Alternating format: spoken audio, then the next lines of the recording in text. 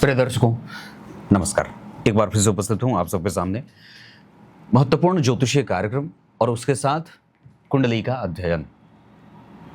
कार्यक्रम की शुरुआत में जैसे कि आप जानते हैं कि ज्योतिष से संबंधित मैं बड़ा ही महत्वपूर्ण और अच्छे अच्छे सिद्धांत बताता हूं जो ज्योतिष प्रेमियों के लिए बड़े ही निर्णायक सिद्ध होते हैं।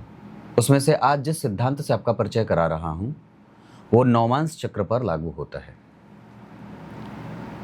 और ये आचार्य क्या लिखते हैं कि नौमांस कुंडली के लग्न के अधिपति जिस राशि में बैठे हों, उस राशि का स्वामी अगर उन्हें देख रहा हो और चंद्रमा अगर लग्न पर दृष्टि डाल रहे हों, अर्थात चंद्रमा सप्तम भाव में विराजमान हो, तो ऐसे जातक का जीवन निश्चित रूप से आरंभ में संघर्ष करता है, पर बाद का जीवन उसका बड़ा सुखी होता है। ये पहला सिद्धांत है। उसमें भी एक और भी बात कही कि नौमांस कुंडली के सप्तम और पंचम भाव में अगर शुभ ग्रहों की अधिकता हो, शुभ ग्रह ज्यादा बैठे हों या कम से कम एक अधिक शुभ ग्रह बैठे हों, दोनों ही ग्रह, दोनों ही घर शुभ ग्रहों से आच्छादित हों, तो ये अपने आप में बनने वाला एक राजयोग हो जाता है, जिसका प्रतिफल जातक को धन, वैभव, प्रतिष्ठा, यश, हर एक तरीके का सुख उसका जीवन उसे दे जाता है। अब दोनों ही सूत्र नौमांस चक्र में जरा देख लीजिए। लग्न के अधिपति नौमांस चक्र के बनते हैं गुरु। वो मंगल की राशि में बैठे हैं और मंगल की चौथी दृष्टि उन्हें देख रही है। ये पहला सिद्धांत हो गया जो मैंने बताया था। और दूसरा क्या कहा कि जन्म कुंडली के नवांश चक्र का पंचम भाव, मतलब लग्न चक्र का पंचम भाव एक शुभ ग्रह से प्रभावित हो, सप्तम भाव में चंद्रमा बैठे हों।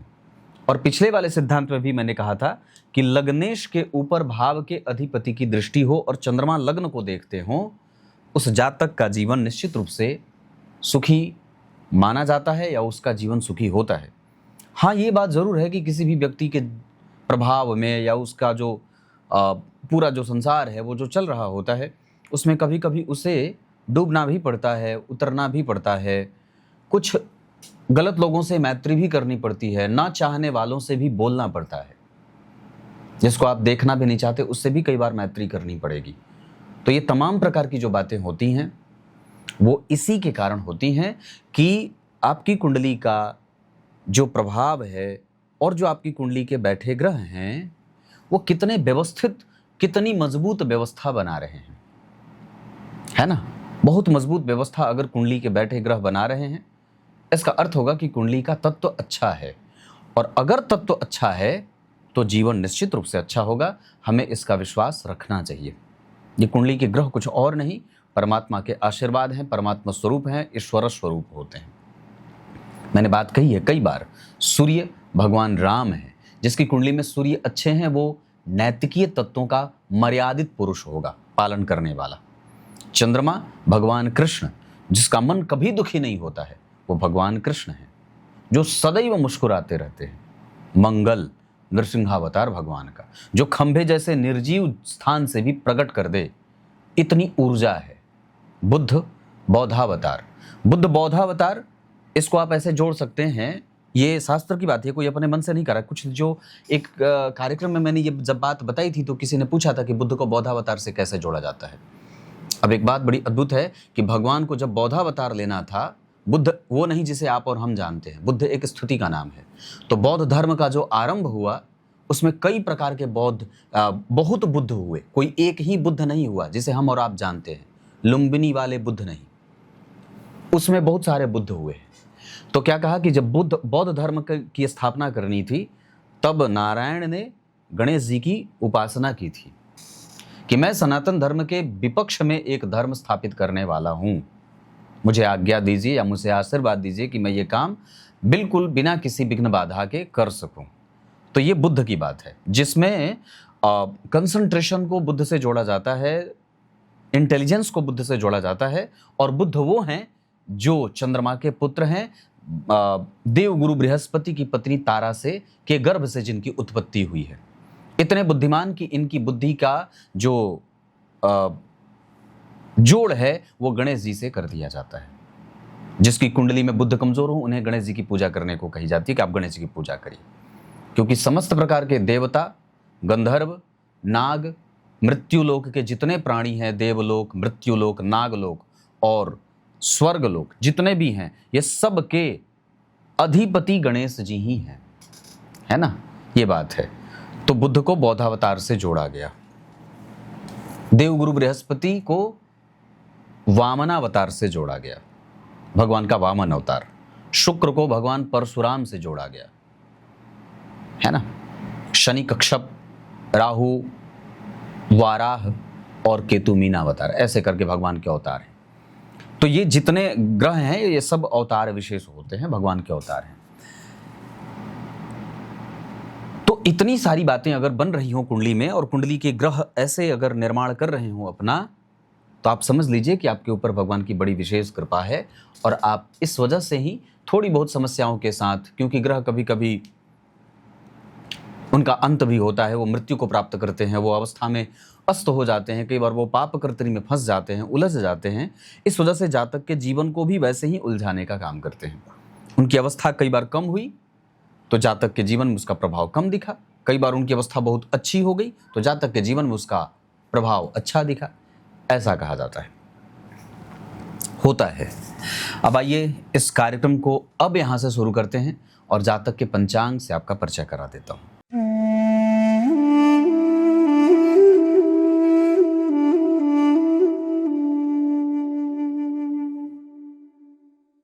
जन्म हुआ जातक का चैत्र माह में। चैत्र माह में जो लोग जन्मे होते हैं, मैंने बात कही है कि चैत्र माह के जो लोग जन्मे होते हैं वो देखने में सुंदर होते हैं, घुंघराले बाल वाले होते हैं, चेहरा उनका बड़ा अच्छा होता है, उनकी बुद्धि लोगों को पहचानने वाली होती है।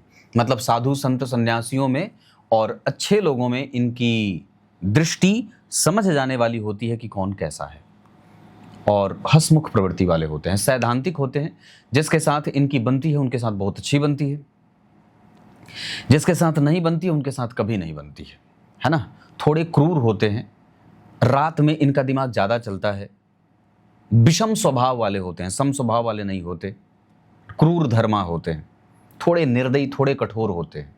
जिसका पाला, जिसका संग पकड़ लिया, जिसको पकड़ लिया उसको अंतिम तक लेके जाने वाले होते हैं। कभी भी उनके साथ ऐसा नहीं होता कि वो उसको छोड़ करके आगे बढ़ जाएंगे, ऐसा नहीं। जिम्मेदार होते हैं, रिस्पॉन्सिबल होते हैं। तकनीक, इंजीनियरिंग, फैशन, कला, खेल, राजनीति, उसके बाद कंप्यूटर से संबंधित क्षेत्रों को जानने और समझने वाले भी होते हैं।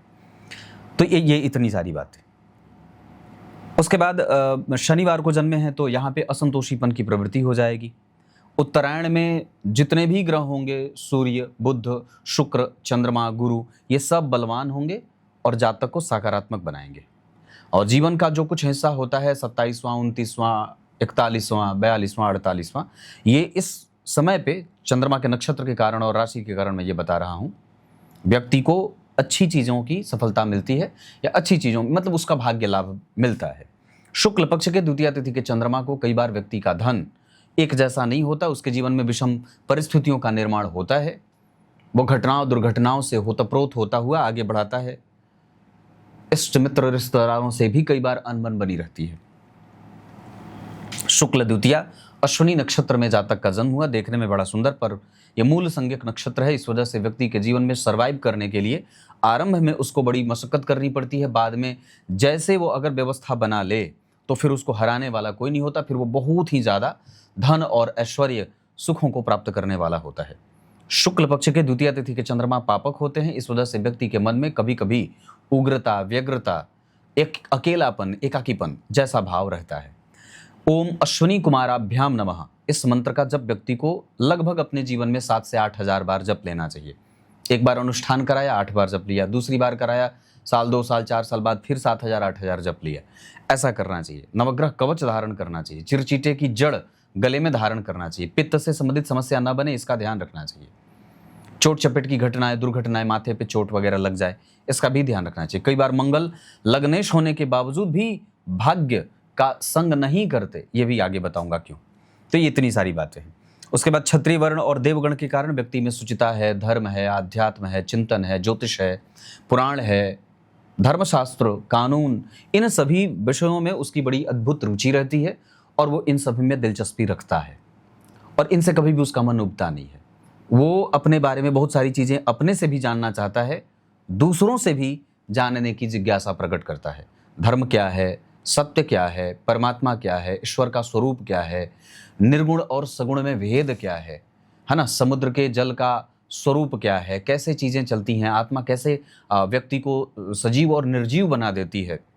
ये सारी बातें जो दर्शन से संबंधित होती हैं, ईश्वर के विग्रह के बारे में, परमात्मा के विभिन्न स्वरूपों के बारे में, भक्ति के बारे में, पाठ, निरंतर मंत्र, जप, गुरु, दीक्षा, ये तमाम प्रकार की जो बातें होती हैं वो व्यक्ति को जानने की बड़ी इच्छा रहती है और वो जानने की कोशिश लगातार उसमें चेष्टा वो करता रहता है। तो ये बात इतनी हो गई। देवगण के कारण व्यक्ति में शालीनता, अद्भुत सौंदर्य, बेहतरीन वाणी, मजबूत इच्छा शक्ति, सकारात्मक व्यवहार, सबके प्रति निष्ठा अच्छी रखना, श्रद्धा रखना, विश्वास रखना, ये सारी तमाम प्रकार की अच्छी बातें व्यक्ति के जीवन में देखने को मिल जाती हैं। तो ये आपकी कुंडली का पंचांग है। अब यहाँ से मैं थोड़ी सी बात लग्न कुंडली में ग्रहों पे आपका ध्यान लेके आता हूँ। जन्म कुंडली बनती है वृश्चिक लग्न की, जो मूलतः अष्टम भाव की राशि है। अब ध्यान से समझे, तो अष्टम भाव में जो राशि बननी थी वो लग्न में बन गई। इसका अर्थ होगा कि व्यक्ति की कुंडली के केंद्र में स्थिर प्रकृति की राशियां बनी हैं। 2, 5, 8, 11 स्थिर राशि है, उसमें से स्थिर राशि में मात्र शनि बैठे हैं। तो कारोबार वाले भाव में शत्रुगत होकर के शनि बैठ गए, उनके पीछे ठीक मंगल और राहु, यानी कि दशम स्थान व्यक्ति का क्या हुआ, पीड़ित हो गया। हुआ ना, क्योंकि राहु वक्रगति से सदैव चलते हैं और पीछे मंगल जैसा पापक ग्रह, और वो भी नीच का। मंगल इस कुंडली में कब पापक नहीं होते, जब छठे में बैठते या तो लग्न में बैठते, या तो फिर इन पर किसी शुभ ग्रह की दृष्टि होती। तो मंगल पर किसी शुभ ग्रह की कोई दृष्टि नहीं है। ऊपर से उस मंगल के ऊपर केतु की दृष्टि है। नौमांस चक्र में वो उसी भाव में बैठ रहे हैं, पर शुक्र के साथ बैठ रहे हैं, जहां पे उनको एक अजब तरीके का आलस्य में स्थिरता देखी जाती है। आलस्य है व्यक्ति के जीवन में, या भाग्य का उदय धीरे धीरे है। जो जीवन में घटनाएं घटित हो रही हैं वो बड़ी धीरे धीरे हो रही हैं, जहां व्यक्ति खुद ही जो ऊब जाता है, ऐसा। तो धर्म क्यों है, क्योंकि भाग्य में लग्नेश बैठे हैं। लग्न के अधिपति भाग्य में बैठ गए, पर नीच के हुए, नीच भंग नहीं हुआ। लग्न कुंडली में उनका नीच भंग नहीं हुआ। कैसे होगा, अगर होगा भी तो इसको विचार करते हैं। तो मंगल कर्क राशि में, चंद्रमा की राशि है, और चंद्रमा मेष राशि में। पर विचार करिए कि चंद्रमा तो भाग्येश होकर के स्वतः जन्म कुंडली के छठे भाव में चले गए, तो भाग्य तो संघर्ष में गया, और भाग्य का कारक जन्म कुंडली में अष्टम भाव में चला गया। तो धन भाव और पंचम भाव के स्वामी, जहां से यश, प्रतिष्ठा, है ना, कुटुंब, जन, मित्र आदि सबका प्रभाव देखा जाता है, व्यवहार देखा जाता है। तो जितने भी मित्र हैं वो सब चालबाज हैं। बड़े भाई हैं, जीवन का जो लाभ है उसको प्राप्त करने के लिए आपको बड़ी मशक्कत करनी पड़ती है, क्योंकि एकादशवें भाव से मित्रों का लाभ देखा जाता है, जीवन का व्यय, आय देखा जाता है, वहां से आपकी महत्वाकांक्षा की पूर्ति देखी जाती है। तो विचार करिए, एकादशवें भाव के स्वामी चले गए छठे में, यह दरिद्र दोष हो गया। भाग्य के स्वामी का परिवर्तन हुआ, छठे भाव में गए, ये भी भाग्य का नुकसान हुआ। क्यों हुआ, क्योंकि भाग्य भाव के कारक गुरु अष्टम भाव में चले गए। दूसरा, लग्न पर किसी भी शुभ ग्रह की कोई दृष्टि नहीं है, ये कुंडली के सकारात्मक प्रभावों को कमजोर कर गई। लग्नेश के ऊपर भी किसी शुभ ग्रह की कोई दृष्टि नहीं है। दूसरा, लग्न कुंडली में जो यहाँ के लग्नेश हैं, नौमांस चक्र में पापी भाव के स्वामी शुक्र के साथ उनकी युति हो रही है, जो पहले ही जातक के भाग्य को मंद कर रहे हैं। छठे भाव के स्वामी हैं, नवम में बैठ गए, और यहाँ के 12वें भाव के साथ साथ पंचम भाव के स्वामी का योग छठवें और एकादशवें भाव। तो व्यक्ति की महत्वाकांक्षा बढ़ी रही, पर प्राप्त करने में उसके भाग्य का कोई विशेष सहयोग नहीं मिला। ऊपर से उसको बीमारी भी कई बार परेशान करती है, माता पिता भी कई बार बीमार हो जाते हैं थोड़ी बहुत शंकाओं के साथ। यहाँ पे बुध नीच के ग्रह के साथ बैठ गए। नीच के ग्रह के साथ बैठने से बुध का भी बल कमजोर होगा, वो पापक ग्रहों के संग बैठे हैं।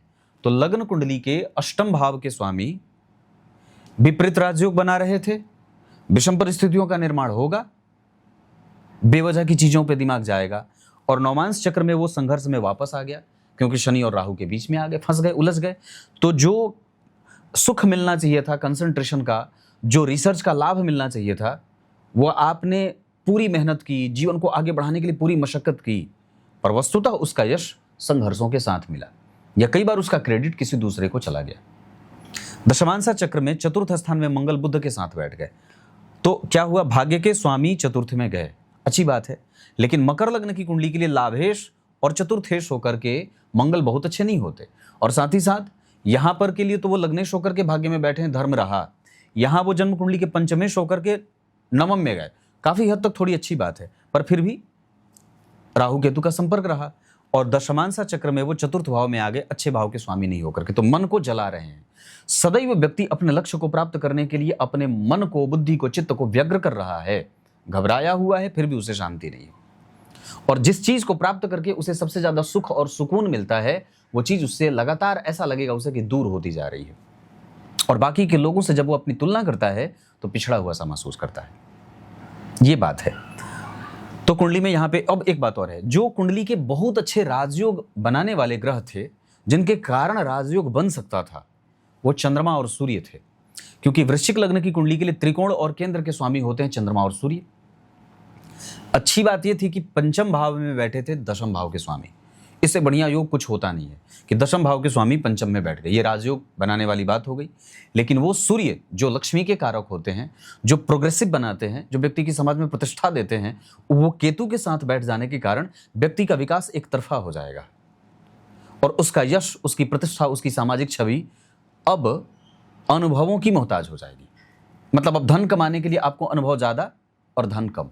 छोटे से कार्य के लिए भी आपको बड़ा लंबा इंतजार करना पड़ जाता है। ऐसा इसलिए क्योंकि सूर्य जो आपकी कुंडली के सामाजिक प्रतिष्ठा, यश, ऊंचाइयों के कारक होते हैं, दशम स्थान के स्वामी होने के कारण ऊंचाइयों का विचार किया जाता है।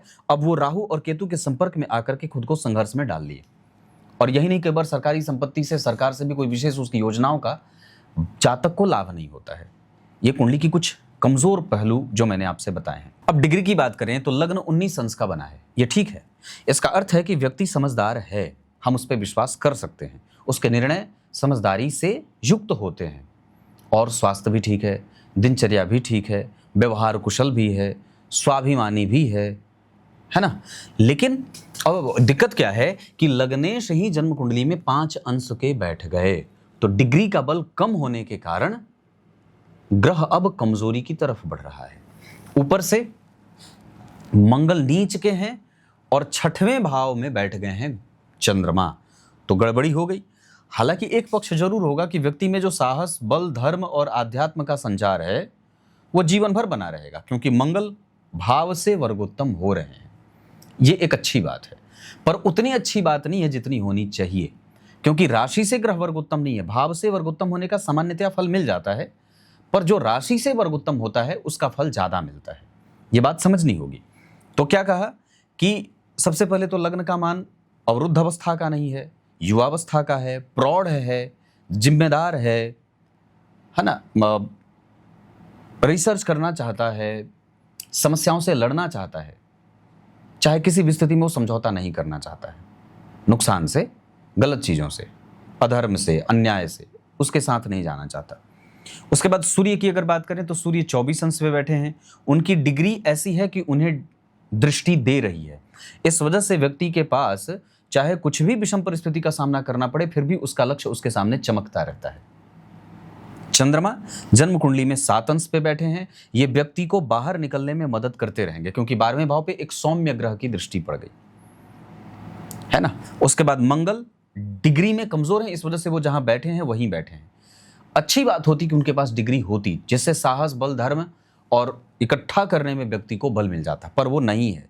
इसी वजह से व्यक्ति का संघर्ष थोड़ा बढ़ जा रहा है। बुधदेव जन्म कुंडली में 0 अंश के हैं। अब जरा विचार करिए तो एकादशवें भाव के स्वामी लाभेश और अष्टमेश कंसंट्रेशन को कमजोर कर रहे हैं।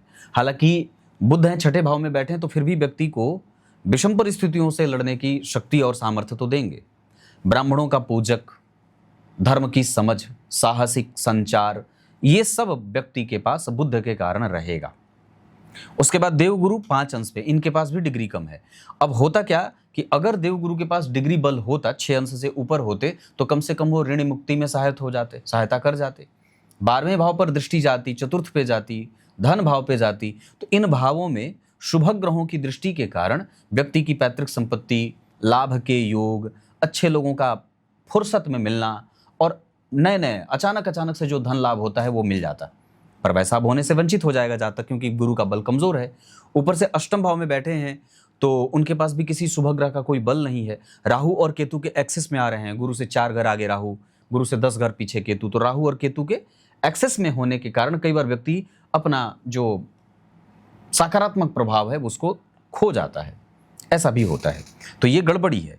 डिग्री का बल मिला नहीं, गुरु के पास नहीं मिला, बुध के पास नहीं मिला, मंगल के पास नहीं मिला, शनि के पास भी नहीं है और शुक्र के पास है। तो शुक्र इस कुंडली के, अब मैंने जो बात कही थी कि चंद्रमा और शुक्र 12वें भाव को देखेंगे तो स्मूथली जातक को बाहर निकालने में मदद करेंगे, पर व्यक्ति शत्रुओं से और विषम परिस्थितियों से आसानी से निकल जाता है, या ये कहें कि उसकी सूझबूझ उसे बाहर निकालने में मदद कर जाती है। शनि के पास डिग्री का बल नहीं है। खैर, मैं समझता हूं कि बुध और शनि के पास अगर दृष्टि का बल नहीं है तो यह जातक के लिए पक्ष की बात हो जाएगी और ये अपने दशा काल में जातक को भरपूर सुख देने वाले हो जाएंगे। गड़बड़ी सिर्फ इतनी है कि मंगल की दृष्टि यहाँ चतुर्थ भाव पे नहीं जा रही है। गड़बड़ी ये भी थोड़ी बहुत है कि चतुर्थेश चतुर्थ को नहीं देख रहे हैं, देख लेते तो थोड़ा अच्छा होता।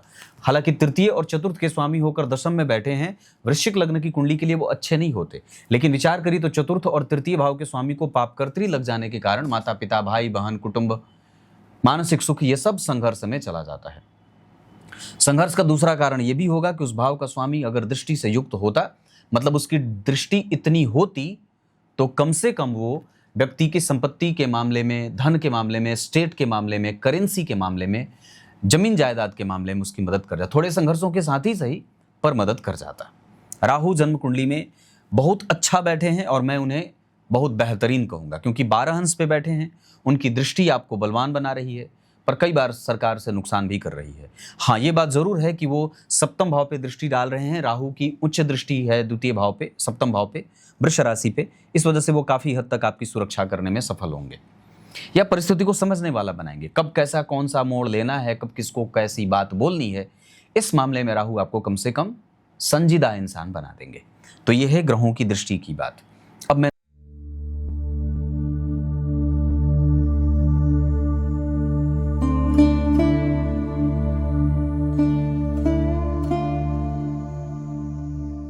ग्रह अपने किस नक्षत्र को पकड़ रहा है, यह बहुत ही समझदारी की बात होती है कि आप कितनी सरलता से उसे समझने की कोशिश करते हैं। तो विचार करिए, सबसे पहले तो लग्न ज्येष्ठा का बना है, लग्न ज्येष्ठा का बना और चंद्रमा अश्विनी के। इसका अर्थ है कि लग्न भी मूल संज्ञक है और नक्षत्र का जो प्रभाव है वो भी मूल संज्ञक। अश्विनी नक्षत्र, ज्येष्ठा, माघा, आश्लेषा, मूल, है ना, ये सब तो कमजोर परिणाम देते हैं ना, जातक को संघर्ष देते हैं। उसके बाद क्या कहा कि सूर्य जो है वो रेवती में बैठे हैं, मीन राशि में। अब ये गड़बड़ी ये होगी कि व्यक्ति को ना कोई भी चीज जो प्राप्त होगी उसके लिए पहले उसको मेहनत करनी पड़ेगी, बहुत सरलता से कुछ भी नहीं मिले।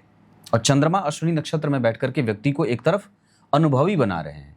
इधर धन मिलने में दिक्कत सूर्य दे रहे हैं और उधर जो है वो चंद्रमा एक्सपीरियंस बढ़ा रहे हैं या व्यक्ति के लक्ष्य का निर्धारण निरंतर करा रहे हैं। उसके दिमाग में नई नई बातें रोज आती हैं, आज ये कर लेना है, आज ये कर लेना है, निरंतर वो नए लक्ष्यों का निर्धारण कर रहा है और यही चीज कई बार उसे परेशान भी कर जाती है।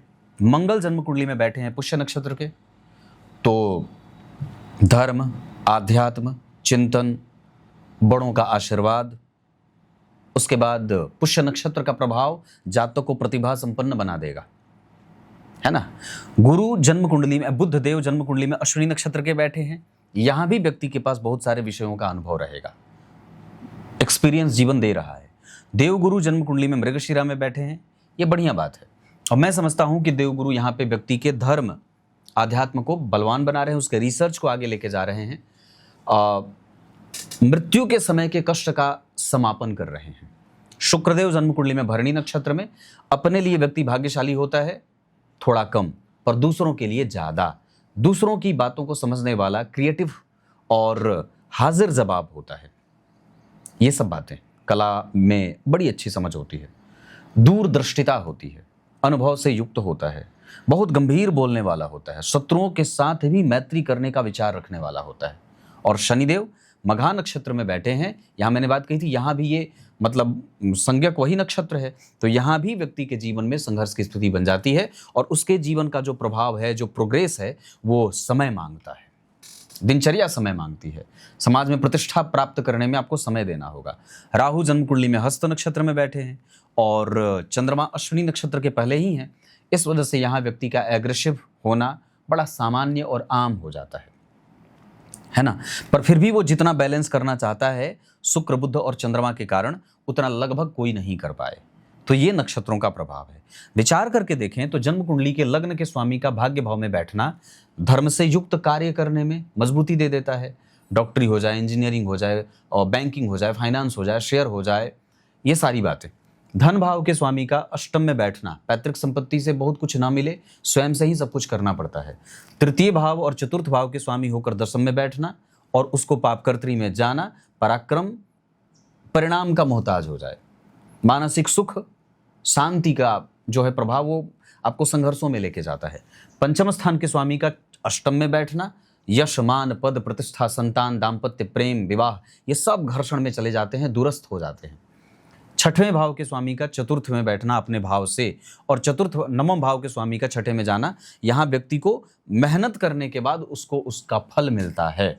नौकरी चलती रहती है, इसमें कोई दो राय नहीं है, पर वहाँ पे भी प्रश्न चिन्ह लगे रहते हैं। सप्तम भाव के साथ साथ 12वें भाव के स्वामी होकर शुक्र अष्टम भाव में बैठ रहे हैं। बहुत अच्छी बात है कि उनके ऊपर किसी ग्रह की दृष्टि नहीं है, अगर हो जाती तो और भी गड़बड़ हो जाता। लेकिन यहाँ व्यक्ति का जो एक्सपेंस है वो उसके जीवन में विषम परिस्थितियों का निर्माण कर रहा है। पर हाँ, हमेशा ही जातक के जीवन में उसके पितर, उसका अनुभव, उसके धर्म में रुचि, वो जो है उसका धर्म उसकी सुरक्षा हमेशा कर रहा है। अष्टम और लाभ के स्वामी होकर छठे में बैठना, ये बुध उसके पैसे फंसाते हैं, निर्णय को गड़बड़ करते हैं, जल्दबाजी में इमोशनल, या कई बार व्यक्ति को जो उसके जीवन में नुकसान होता है वो उसके इमोशनल होने के कारण, सेंटिमेंटल होने के कारण हो जाता है। तो कई बार बहुत गहराई से अध्ययन नहीं करने के कारण उसका पक्ष कमजोर हो जाता है।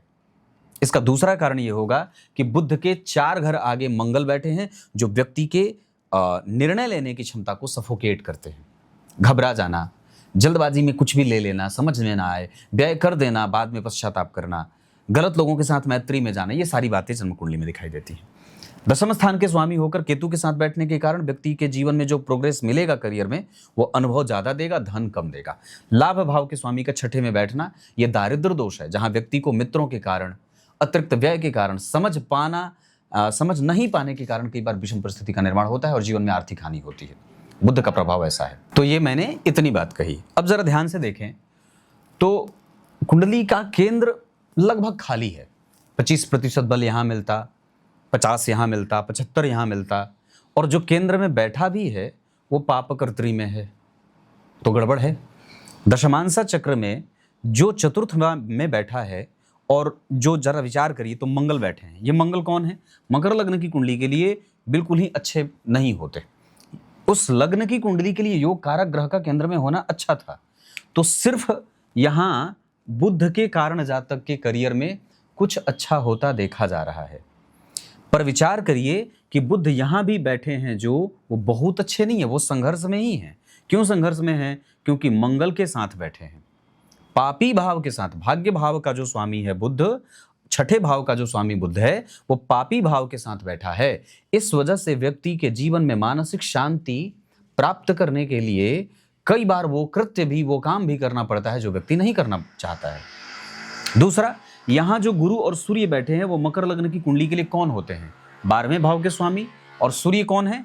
अष्टम भाव के स्वामी। ये दोनों कहाँ आ गए? जन्म कुंडली के केंद्र में। तो ये व्यक्ति के व्यापार, दिनचर्या को गड़बड़ कहीं ना कहीं करने की जैसे एक जिम्मेदारी उठा लेते हैं। बैठना चाहिए था शनि और शुक्र को केंद्र में, ये दोनों चले गए अष्टम में। मंगल को बैठना चाहिए था लाभ में, पर ये बैठ गए चतुर्थ स्थान में। बुध यहाँ नहीं बैठते तो ठीक होता, या तो लग्न में या दशम में बैठ जाते। तो इस हिसाब से कुंडली के ग्रह जो हैं वो जातक के जीवन को संघर्ष दे रहे हैं। सबसे खराब जो बात हुई है, क्या हुई है, यहाँ पे शनि अपने आप को शत्रु की राशि में बिठा रहे हैं, और तो और पीड़ित हो गए। यहाँ पे केंद्र बिल्कुल खाली हो गया। यहाँ केंद्र में जो ग्रह बैठ रहे हैं वो उसमें से कोई बिना काम का बैठा है। तो जो असंतुलन है जीवन का वो इस वजह से। कुंडली को जब आप समझ लेते हैं तब आपको समझ में आता है कि जो कुंडली के ग्रह बैठे हैं वो किस तरीके से आपके पक्ष में होकर के भी विपक्ष के पाले में जाकर के खड़े हो रहे हैं। अब फिर भी इस कुंडली में अभी मंगल की दशा है, मंगल की दशा बोल रहा हूँ, राहु की दशा है। राहु ही है ना? हाँ, 2042 तक अभी राहु है। और उसमें अभी 2029-32 तक अभी जीवन का संघर्ष बाकी रहेगा, क्योंकि राहु में गुरु 2026 के दिसंबर से आएंगे तो 2-3 साल तक कुछ अच्छाइयां दे रहे हैं, है ना। पर फिर भी उस दशा काल में रोग और संघर्ष तो फिर भी दिखाई दे रहा है। गणेश जी की पूजा, राम रक्षा स्तोत्र, काल भैरव का पाठ, गणेश चतुर्थी का व्रत, लाजव्रत और नियमित रूप से किसी मंदिर को धोने का काम ये करना होगा। आत्मविश्वास कमजोर ना हो और गलत ट्रैक पर ना जाएं, गलत लोगों से मैत्री ना हो, गलत लोगों के संग में आकर के लालच के कारण आर्थिक हानि हो सकती है, इसके लिए हमें सावधान होना होगा। इस कुंडली का और भी अच्छा जो पक्ष होगा वो काफी हद तक अगर देखते हैं तो 2035 से शुरू होगा। उसके बाद जब गुरु आएंगे तब इस कुंडली का एक बेहतरीन लाभ दिखाई दे रहा है।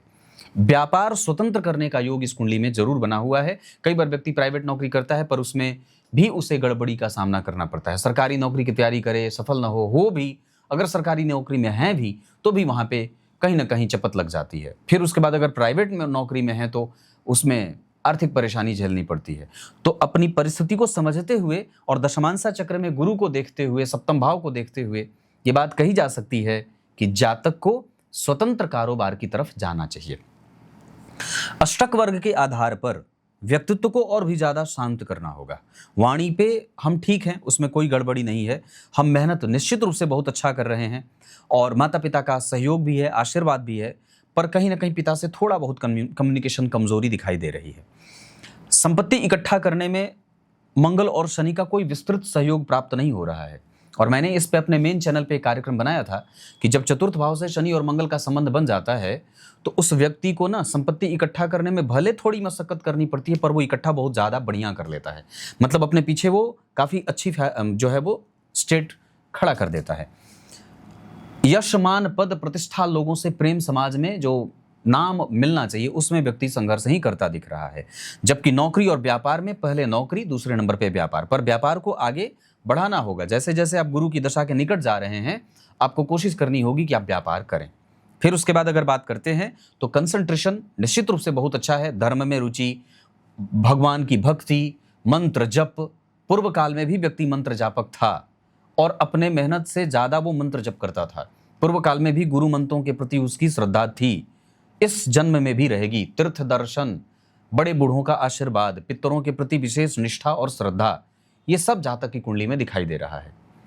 धर्म बिल्कुल, मतलब भाग्य का सुख। अब इन्होंने एक प्रश्न पूछा है, इन्होंने पूछा कि मेरी कुंडली में मंगल लग्नेश होकर भाग्य भाव में बैठे हैं पर फिर भी उनके पास बल नहीं है, और बिल्कुल नहीं है, और बल्कि अपनी दशा काल में वो बिल्कुल ही कमजोर परिणाम कर रहा है। मंगल को अष्टक वर्ग में सबसे कम स्थान मिला हुआ है। इस वजह से जातक के जीवन में मंगल की दशा में भी वो जो सुख मिलना चाहिए वो नहीं मिला, और जो मेहनत के बाद परिणाम प्राप्त होना चाहिए, जिस आत्मविश्वास से व्यक्ति मेहनत करता है उस आत्मविश्वास के साथ जो धन की प्राप्ति होनी चाहिए वो नहीं होती है, क्योंकि सूर्य राहु केतु के संपर्क में आ गए। उसके बाद अगर बात करते हैं तो फिर भी सामाजिक प्रतिष्ठा व्यक्ति की बनी रहेगी और अपने लगभग लक्ष्यों की प्राप्ति जातक कर लेगा। पत्नी के आने के बाद व्यक्ति का भाग्य लाभ थोड़ा बढ़ता है, ये भी बात, इसमें कोई दो राय नहीं है। और अगर वो ऋण में जाएगा तो नुकसान होगा। दो लोगों के बीच में कभी भी बैलेंस क्रिएट करने की कोशिश ना करें, सेतु बनने का काम ना करें। दलाली, शेयर, ब्रोकर अगर ऐसा कुछ काम करते हो या बनाते हो तो गड़बड़ होगा। नौमांस चक्र में गड़बड़ है पंचम भाव, गड़बड़ है नवम भाव, 12वें भाव में गुरु हैं, मंगल का प्रभाव है, तो एक राजयोग जैसे कि मैंने कार्यक्रम के पूर्व में बताया था वो एक ठीक है, पर चंद्रमा का प्रभाव है तो पत्नी को के ऊपर व्यक्ति को कई बार आश्रित होना पड़ता है। वार इस कुंडली के लिए गुरुवार और सोमवार बहुत अच्छे रहेंगे। अंक इस कुंडली के लिए 6 और 9 बहुत अच्छे रहेंगे। उसके बाद आपकी कुंडली में मीन और कर्क राशि के लोग बहुत अच्छे रहेंगे। धन कमाने के लिए आपकी कुंडली जा सकती है पूरब दिशा की तरफ। वैसे भी इस कुंडली में और भी चीज़ें जिसका मैं ध्यान कर लूँ अगर, तो हमें सावधान रहना होगा मानसिक चिंताओं से, ये हमेशा आपको परेशान करेंगे। विचारों में निगेटिविटी भी कई बार परेशान करती है। पड़ोसियों से सावधान होना होगा। बाकी इस कुंडली में भवन, भूमि, वाहन से संबंधित गुरु हैं, शुक्र भी हैं लगभग ठीक ठाक। इसमें थोड़ी बहुत कंफ्यूजन तो दिखाई दे रही, कुंडली कमजोर पड़ रही है भूमि, भवन, वाहन के मामले में, जैसे कि मैंने पूर्व में भी बताया था चतुर्थ भाव के कारण। उसके बाद भाग्य का बल है तो संघर्ष में ही है। देवी मैया की पूजा करनी होगी, बजरंगबली के प्रति विशेष श्रद्धा रखिए, गणेश चतुर्थी का व्रत शुरू करिए। माता और पिता को कई बार नेत्र और हार्मोन की गड़बड़ी, कमर दर्द, कंठ में समस्या, ऐसी बातें भी दिखाई दे रही हैं। तो कुंडली को थोड़ी कमजोरी जरूर प्राप्त हो रही है। संतान का पक्ष इस कुंडली में, संतति थोड़ी दूर लेकिन प्रेम मिलेगा, ये बात दिखाई दे रही है। होरा चक्र के आधार पर मंगल, राहु और केतु अपने दशा काल में मेहनत खूब करवाए हैं, संघर्ष खूब दिए हैं, पर जो परिणाम जातक के झोले में आना चाहिए था वो नहीं मिला है। पर मैं एक बात जरूर कह सकता हूं कि जातक का जीवन प्रायः संघर्ष से आगे बढ़ रहा है। जैसे बुध, जैसे शनि, गुरु, चंद्रमा, शुक्र और सूर्य, इन ग्रहों को जितना देना चाहिए था उतना वो दिए नहीं है, और जातक को मेहनत करने पर ही खाली टिका करके रख रहे हैं। ये कुछ ऐसी बात है। सूर्य को अर्घ देना चाहिए, रविवार को कम से कम सूर्य को आदित्य हृदय 5 बार, 7 बार, 21 बार पढ़ के सुनाना चाहिए। घी का दीपक दिखाना चाहिए। पीले पुष्प की माला भगवान को अर्पित करनी चाहिए, सूर्य को। लाल चंदन की माला स्वयं गले में धारण करनी चाहिए। घर की सफाई खुद से करनी होगी। जब तक कोई काम बन न जाए तब तक किसी के बारे में उससे कोई चर्चा ना करे, उस विषय के बारे में कोई चर्चा ना करे। ये सारी बातें कुंडली को समझने की आवश्यकता है। इतनी सारी चीजें। सूर्य को बलवान बनाएं, चंद्रमा को बलवान बनाएं, मंगल को बजरंगबली के 12 नाम नित्य उच्चारण करने चाहिए 12 बार। बुद्ध के लिए गणेश जी मैंने कहा है। देव गुरु के लिए कहा है ब्राह्मण बालकों की पूजा, सेवा, गाय की सेवा, समुद्र का दर्शन, समुद्र के किनारे बैठकर अपने गुरु मंत्र का जप। शुक्र को बलवान बनाने के लिए, हालांकि ठीक है, तो कम से कम पत्नी का भरपूर सहयोग इस कुंडली में मिल जाएगा। उनके नाम पर भी आप अगर चाहें तो साइड बिजनेस कर सकते हैं। शनि 25% का परिणाम कर रहे हैं, राहु और केतु 100% का परिणाम करेंगे। इसका अर्थ है कि राहु अपनी अंतिम दशा में बहुत अच्छा परिणाम दे जाएंगे, इस बात की मैं गारंटी दे सकता हूं। जून से जो ग्रह दशा बदलेगी इस कुंडली में, जैसे 2026 के मई जून से कुछ कारोबार में लाभ के योग बनेंगे। हालांकि 3-4 दिन बाद ही वो समय शुरू होगा, लेकिन फिर भी अभी दिसंबर तक थोड़ा बहुत संघर्ष दिखाई दे रहा है। काफी हद तक परिणाम जातक का, उसके रिसर्च और उसके जो मेहनत का फल है वो 2026 के दिसंबर के बाद थोड़े बहुत दिखाई देने लगेंगे। जीवन पर्यंत इस कुंडली में अगर कोई रत्न पहना जा सकता है तो वो इस कुंडली के लिए सूर्य का रत्न माणिक रहेगा। आप चाहें तो ये धारण कर सकते हैं, वो ज्यादा सूट करेगा आपको। गुरु का रत्न पुखराज भी इस कुंडली में धारण किया जा सकता है, पर फिलहाल के लिए दोनों से ज्यादा जरूरी लाजवर्त धारण करने की है। क्लियर है? इतनी सारी बातें। नक्षत्र जिसमें आप दान कर सकते हैं, अश्विनी नक्षत्र में दान करिए, पुष्य नक्षत्र, हस्त, भरणी, उत्तरा भाद्रपद, ये नक्षत्र किसी भी कार्य को करने के लिए अच्छे रहेंगे। भवन जिसमें आप निवास करें वो पूरब का पूर्वी फ्रंट हो तो बहुत अच्छा रहेगा। इतनी सारी बातें हैं। तब तक के लिए कल एक बार फिर से उपस्थित होंगे किसी अन्य नई कुंडली के साथ। बहुत बहुत नमस्कार।